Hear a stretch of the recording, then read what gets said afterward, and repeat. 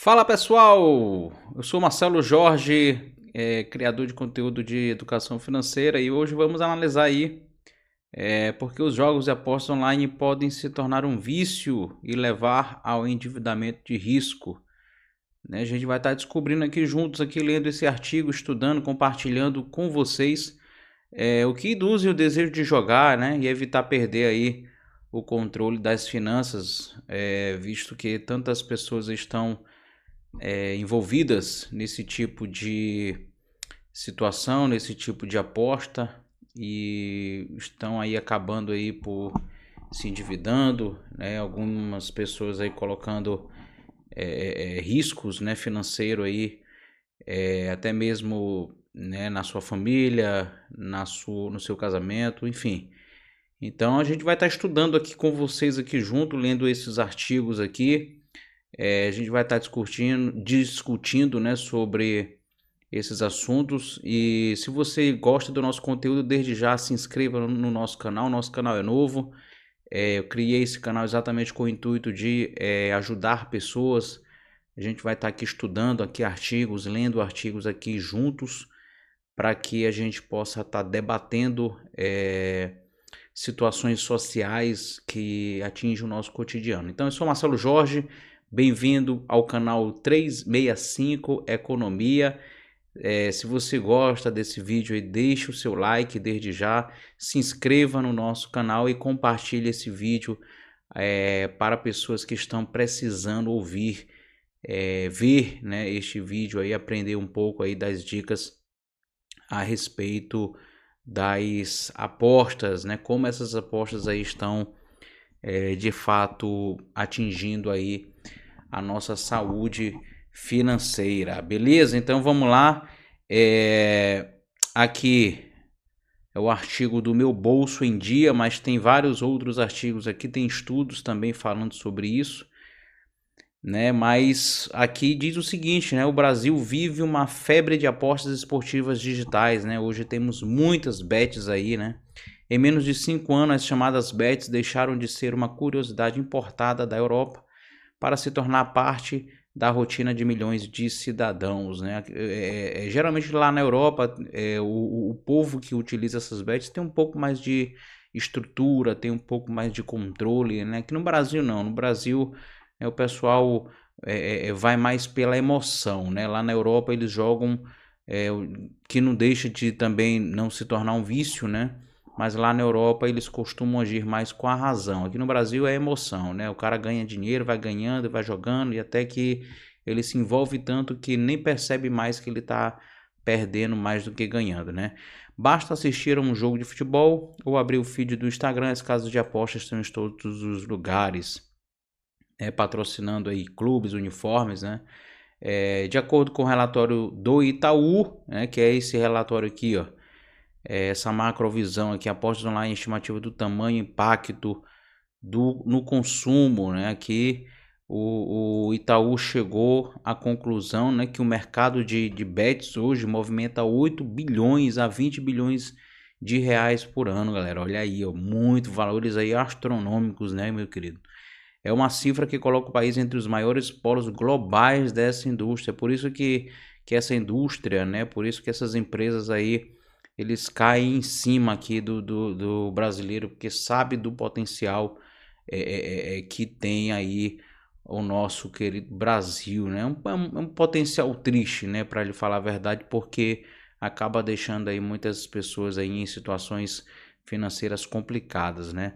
O número de brasileiros cadastrados em plataformas de apostas já ultrapassa os 30 milhões e esse número não para de crescer, né? Isso seria interessante se esses 30 milhões aí estivessem na bolsa de valores, né? Segundo dados aí, apenas entre 2 a 3% dos brasileiros aí investem na bolsa de valores. E já pensou se esses 30 milhões aí estivessem realmente aí na bolsa, né?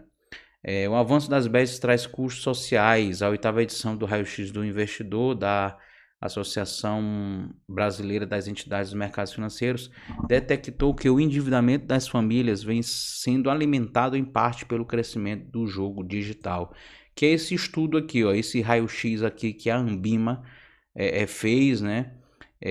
dando aqui dados em 2024, que fala aí a respeito do índice de estresse, né, das pessoas, né, e aí detectou que o endividamento vem sendo crescente, né, por conta aí desses jogos digitais aí. Ao contrário de um bilhete de loteria comprado no fim de semana, as bets oferecem acesso permanente 24 horas por dia na palma da mão. Os mecanismos que sustentam esse modelo, gamificação, recompensas rápidas, promoções de boas-vindas e vitórias iniciais planejadas, criam a sensação de que o próximo clique pode ser o da virada financeira. É como eu lhe falei, né? As bets elas sabem mexer com a neurociência, a neuroplastia do cérebro, né? Eles conseguem induzir a pessoa ali com ganhos reais ali iniciais, né? Tudo script, tudo protocolado já para que o algoritmo dê esses ganhos, né? Para que possa aprender aí aquele jogador, né? É uma tristeza. É melhor nem entrar mesmo nesse tipo de jogo, porque a pessoa acaba aí se infiltrando, se mergulhando mesmo no vício desses jogos, né? As dependências comportamentais são como as primas das dependências químicas, né? Ou seja, é como se fosse um entorpecente mesmo, né? Para lhe falar a verdade. Explica a psicóloga Tatiana Filomensky, especialista em transtorno do impulso do ambulatório do PROAMIT, do Instituto de Psiquiatria do Hospital das Clínicas, FMUSP. Enquanto a dependência química envolve uma substância que gera prazer imediato e assoma ao sistema de recompensa cerebral, as dependências comportamentais funcionam de forma semelhante, mas a partir do comportamento que trazem prazer, como o jogo, as compras, a comida ou a internet. É a famosa dopamina, né? É a famosa dopamina que age aí no nosso cérebro e traz essa sensação de prazer, né? É bem complicado, pessoal. A gente tem que ter muito cuidado aí com o nosso cérebro, aí, as nossas crenças, porque realmente acaba levando aí a gente a tomar esses tipos de decisões que, queira ou não, complicam, né, a nossa saúde financeira. O resultado é um terreno fértil para a compulsão, e o que começa como entretenimento pode se tornar em vício silencioso, com impactos que vão além do bolso. Entender como esse processo acontece e de que forma é possível se proteger é essencial para enfrentar a nova febre nacional. Então você tem que ter conhecimento de como funciona essas práticas, né? Como funciona aí essas questões, né? E aí vem a seguinte pergunta, né? Bets podem realmente viciar, né? O fascínio das apostas não está apenas nas promoções ou na publicidade agressiva. Ele está construído dentro do cérebro humano. Como eu falei, a dopamina, né, traz essa sensação de prazer, né? De sair-se bem-sucedida, né? Como aqui o próprio artigo vem citando. O sistema de recompensas libera dopamina, olha aí, ó, o mesmo neurotransmissor associado ao prazer do consumo, ao uso de drogas e até mesmo às curtidas em redes sociais. O cérebro passa a associar o ato de jogar a uma sensação de prazer imediato. Isso cria uma memória prazerosa. Com o tempo, o organismo exige estímulos mais intensos para gerar a mesma satisfação, explica a Tatiana. Aqui no caso não é só as bets, né? A gente também pode colocar aí outras plataformas aí de jogos, né? Como cassinos online, o próprio Tigrinho, né? Que recentemente aí foi muito mal falado, né? Por questões aí de influencers estarem com esse tipo, né, de prática, né? Então é bem complicado, pessoal. Tem que ter bastante cuidado em relação a isso. É melhor entrar. Para lhe falar a verdade, o conselho que eu dou para vocês é que é melhor nem entrar nesse tipo de situação. Nem baixe aí esses aplicativos, deixe quieto, guarde o seu dinheiro, né? Que você vai ser muito mais feliz com o prazer de que você o prazer de você ver o seu patrimônio crescer é de igual do que você vê dessa maneira, né? Viver dessa maneira, jogando, perdendo. Então é muito mais prazeroso ver o seu patrimônio crescer com o seu suor do que viver uma situação dessa, né? Então aqui, ó, é o mesmo mecanismo que explica a busca constante por novidades em aplicativos ou sensação de urgência e promoção relâmpago no comércio. No caso das bets, o efeito é amplificado e a possibilidade de ganhar dinheiro funciona como esforço poderoso. Segundo a psicóloga, nem todas as pessoas desenvolvem dependência, mas algumas têm mais facilidade para isso.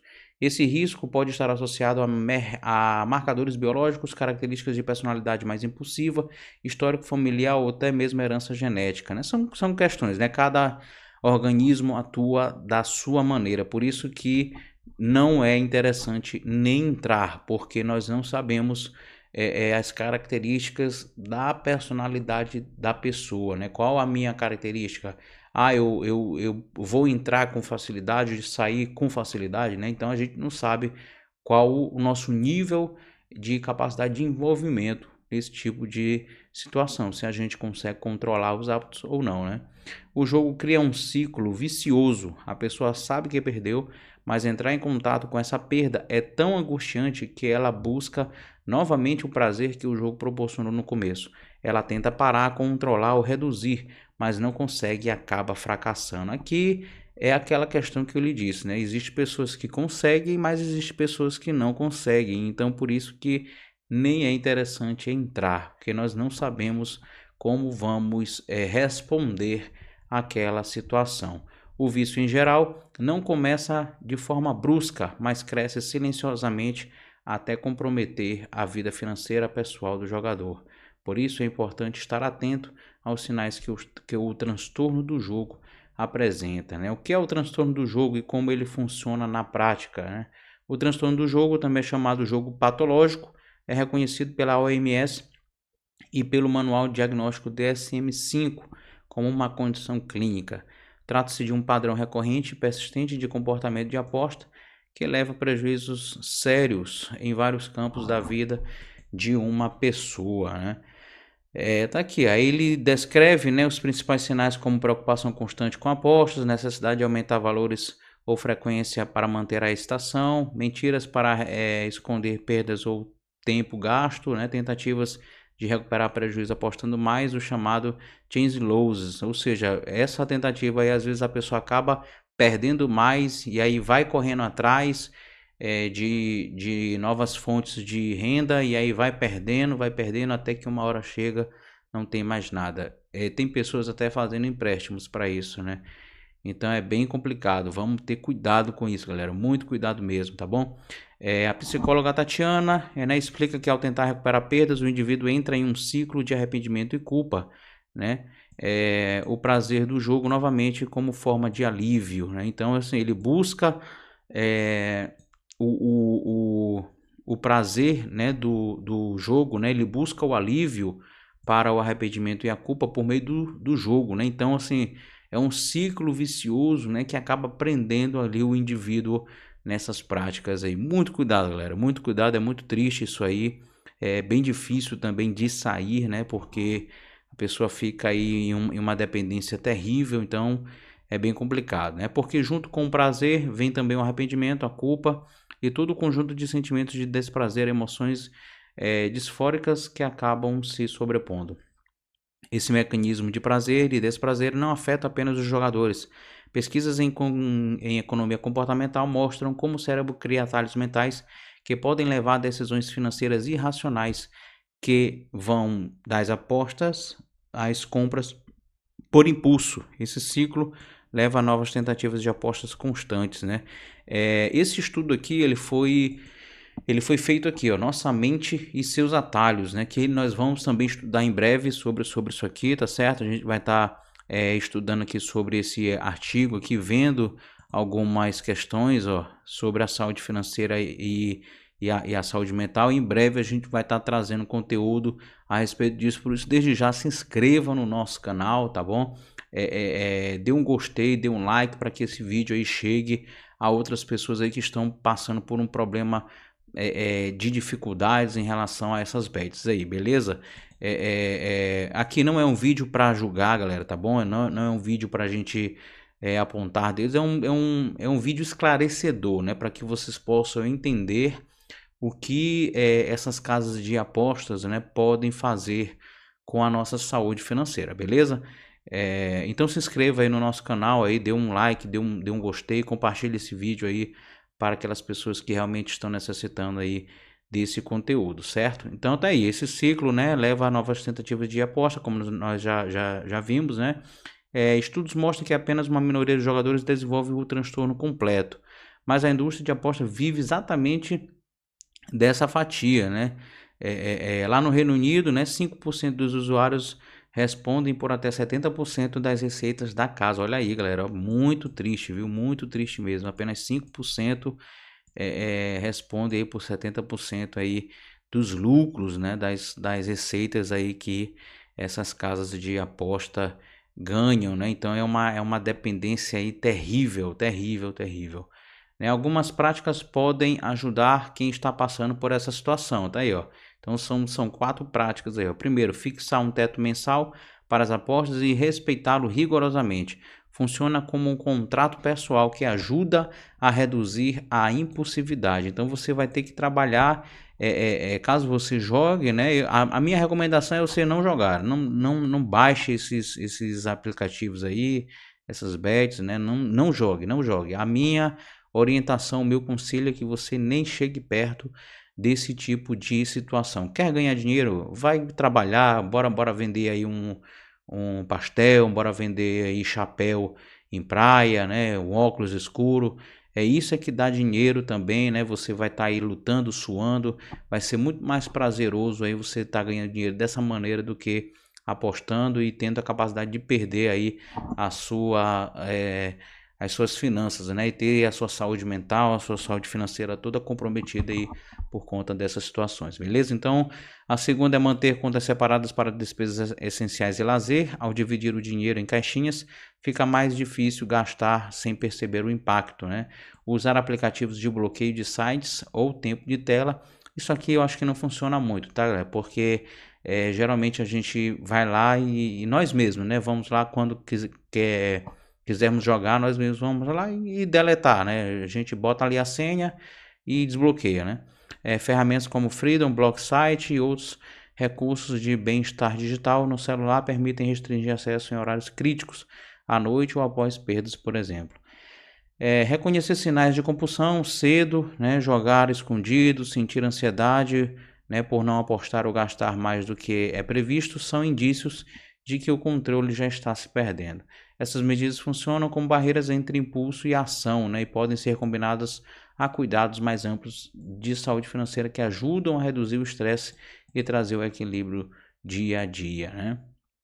Em países como a Inglaterra, as casas de apostas são obrigadas a oferecer ferramentas de autoexclusão que permitem ao usuário se bloquear temporariamente ou permanentemente do sistema. Bacana isso aqui, ó, bacana. No Brasil, a regulação ainda está em construção, mas já existem aplicativos independentes e até alguns bancos digitais que permitem limitar transações em jogos de site. Muito bom também. Acredito que o Brasil está acertando aí nesse caminho exatamente com o intuito de proteger os seus cidadãos e os seus cidadãos, né, esse tipo de prática, beleza? Então é uma ferramenta de segurança, né? É uma ferramenta de proteção, de bloqueio para que você não gaste todo o seu dinheiro aí nessas apostas, beleza? Então vale reforçar a importância de colocar o jogo dentro do orçamento.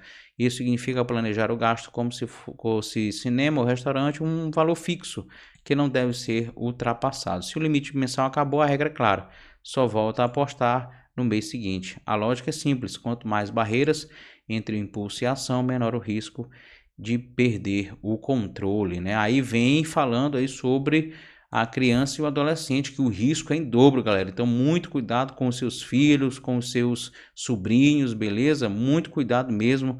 Não deixem eles entrarem nessa, por favor, tá bom? Não deixem eles entrarem nessa, tá? Se para os adultos o apelo das apostas é forte, entre adolescentes o perigo é ainda maior. A impulsividade típica da idade somada à menor capacidade de avaliar riscos cria uma vulnerabilidade natural. Os adolescentes naturalmente são mais impulsivos porque estão em formação cerebral, então sempre que querem mais e não ponderam os riscos, ou seja, adolescentes eles não tem a capacidade de ponderar os riscos, né? Essa é uma combinação muito explosiva, pessoal. Então, muito cuidado aí realmente em relação a isso, né? A Tatiana também defende que o debate seja levado para dentro das escolas. Concordo plenamente. É muito importante a gente ter essas discussões, né, sobre os jogos, né? Assim como já tivemos, né, sobre as drogas, o bullying, a internet, a educação sexual, né?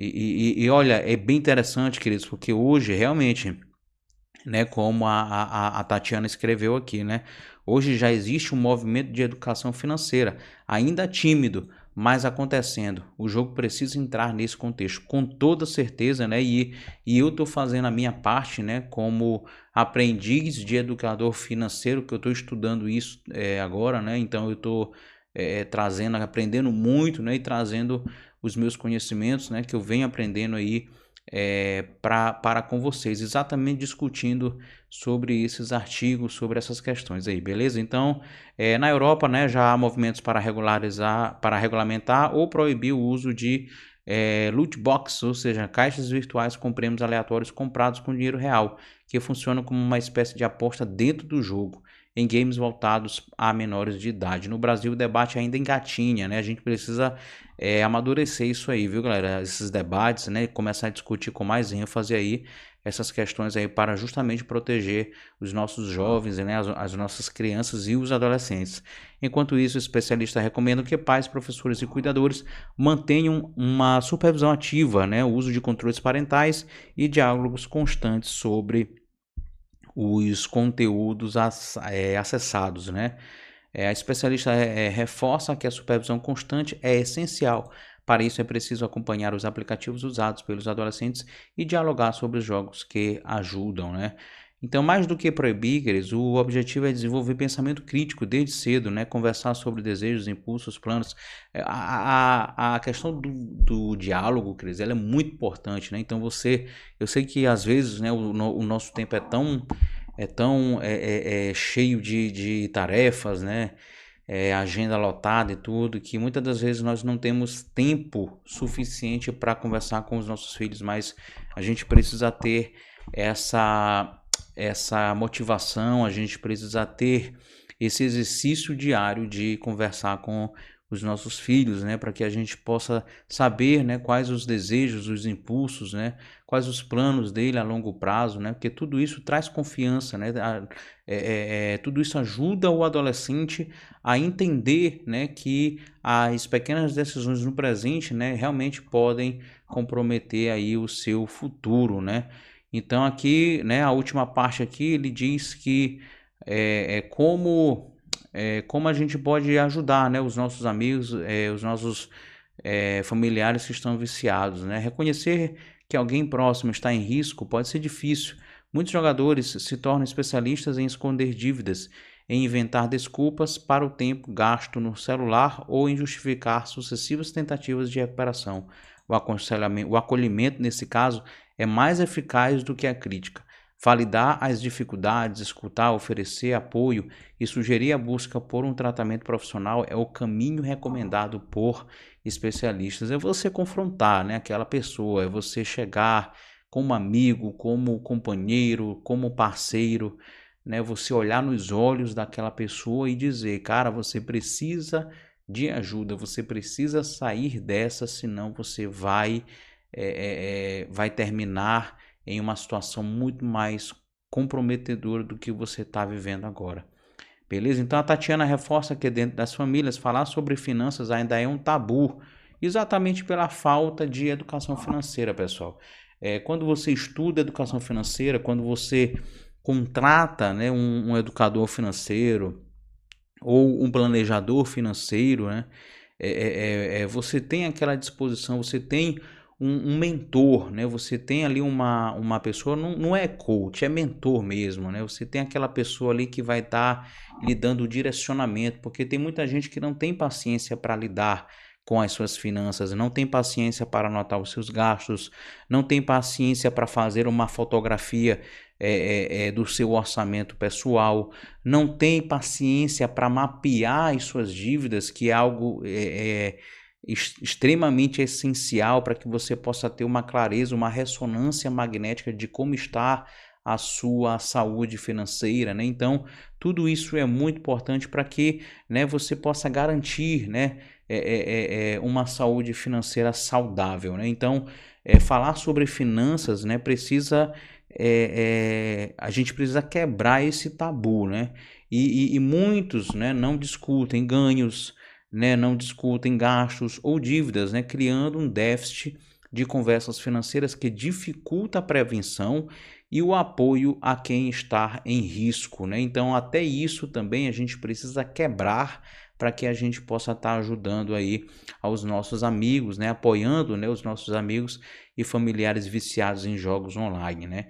Então, criar um ambiente seguro e acolhedor permite que a pessoa se sinta à vontade para expressar a vontade de jogar e buscar alternativas saudáveis de lazer, né? Serviços de apoio existem, embora ainda poucos conhecidos. Entre eles estão os jogadores anônimos. Cara, eu estou trazendo aqui informações magníficas para que vocês, né, possam estar ajudando aí pessoas. Por isso eu acredito que eu mereço demais o seu like, eu mereço demais a sua inscrição, beleza? Então aqui eu estou trazendo aqui ferramentas maravilhosas aqui para vocês, certo? Então entre elas são os jogadores anônimos, né? Que eu vou até abrir aqui também, a Associação Viver Bem.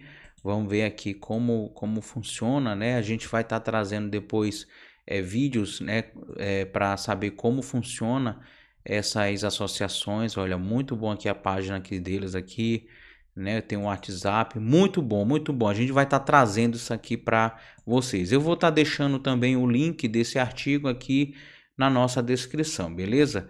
Que oferece psicoeducação online gratuita, e o ProAmiti, em São Paulo, um ambulatório que fornece tratamento psicológico, médico e psiquiátrico gratuito. A orientação é procurar ajuda cedo, antes que o endividamento ou o isolamento social se agravem, beleza?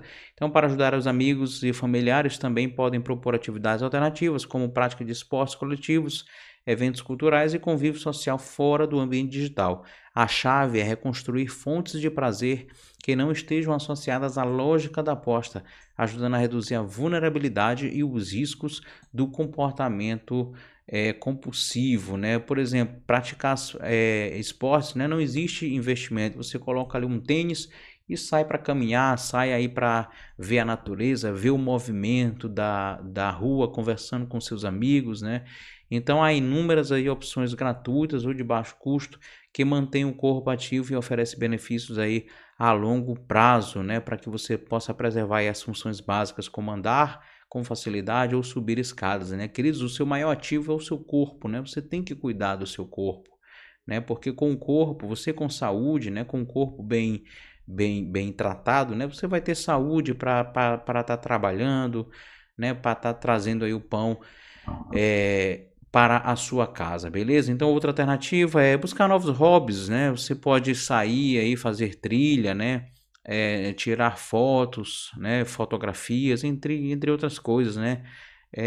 Abusar da criatividade, né? Ó, aqui como ele fala, ó, aprender um instrumento musical, cozinhar, bordar, ou mesmo cultivar plantas estimula a criatividade, a concentração e oferecem a satisfação sem a necessidade de estar conectado o tempo todo. Muito bom aqui essas dicas aqui que nós estamos dando para vocês aí por meio do artigo do Meu Bolso em Dia. Muito bom, viu? Muito bom mesmo. Outra dica que pode ajudar é realizar passeios diferentes e culturais que estimulem outros aspectos da vida de fora. Cara, você precisa sair, né? Você precisa respirar um ar puro, né?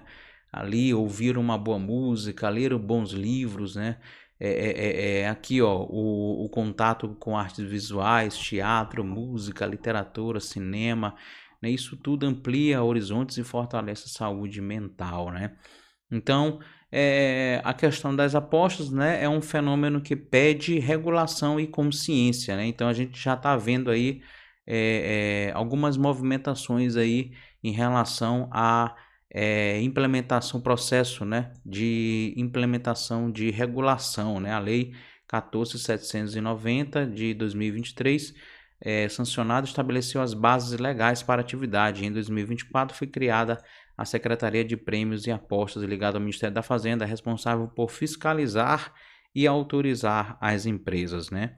Até agora, 113 pedidos de autorização de 108 empresas interessadas em atuar no país. Olha aí, cara, muito, muito grande aí o número de empresas para atuar nesse tipo, exatamente porque eles sabem que existem pessoas, né, existem campos aí para que eles possam explorar, né? Por isso eu estou indo na contramão, né? Não entre nesse tipo de situação, beleza, galera? Então, as companhias que protocolaram o pedido até tal, aqui são informações aí a respeito dessa questão, né? O novo cenário, tá aqui, ó, como eu comentei agora há pouco, ó. Esse novo cenário mostra o tamanho do apetite de grandes grupos globais pelo mercado brasileiro, mas também reforça a urgência de discutir os riscos. A experiência internacional aponta que a combinação de regulação efetiva, campanhas de conscientização e oferta de tratamentos especializados podem reduzir danos. Que maravilha! Eu espero que reduza mesmo consideravelmente, né? E que muitas pessoas venham se conscientizar a de fato nem chegar a entrar nisso, né? Diga não mesmo, diga não, né? O melhor benefício para a sua saúde, para você, é o seu esforço, é o seu trabalho, é o seu suor, beleza? Então, não entre nessa, tá? Aí vem a pergunta, estou endividado, e agora? Né? Mais de 77 milhões de brasileiros enfrentam dificuldades com dívidas, e para quem desenvolve um vício em apostas, esse número pode significar muito mais que aperto no orçamento. Quando os débitos começam a crescer, a comprometer alimentação, moradia ou saúde, o impacto se torna profundo, angustiante, configurando superendividamento. Exatamente. À medida que você sente que a sua moradia, a sua alimentação, a sua saúde está financeiramente comprometida, né?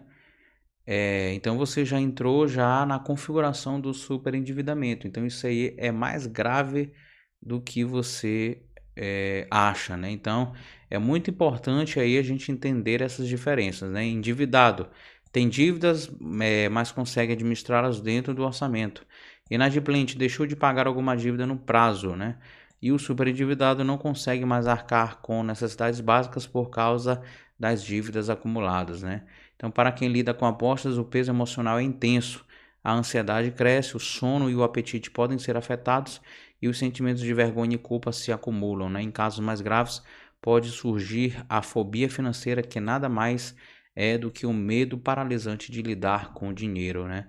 Então, se você se identifica com essa situação, é importante saber que não está sozinho, né? Existem caminhos para retornar controle financeiro e emocional, e buscar ajuda é o primeiro passo para equilibrar o ciclo, beleza? Então, galera, é muito importante aí a gente conhecer mais, né, sobre esses assuntos, né, sobre essas questões aí que vem comprometendo aí a nossa saúde financeira, né? Tá aqui, ó, tá aqui, eu vou deixar aqui o link na descrição desse artigo, vou deixar aqui esses links aqui dos jogadores anônimos, né, e da associação Viver Bem, tá bom? Para que vocês possam estar verificando aí essa questão aí e contribuindo com as pessoas que estão necessitando, beleza? A sua maior contribuição também vai dar o seu like, né? Deixar o seu like, se inscrever no nosso canal e compartilhar esse vídeo para aquelas pessoas aí que estão de fato necessitando aí da sua ajuda, beleza, pessoal? Então, muito obrigado aí por assistir esse vídeo, tá bom? Que Deus possa estar abençoando aí a vida de vocês, tá? Um grande abraço, valeu, galera!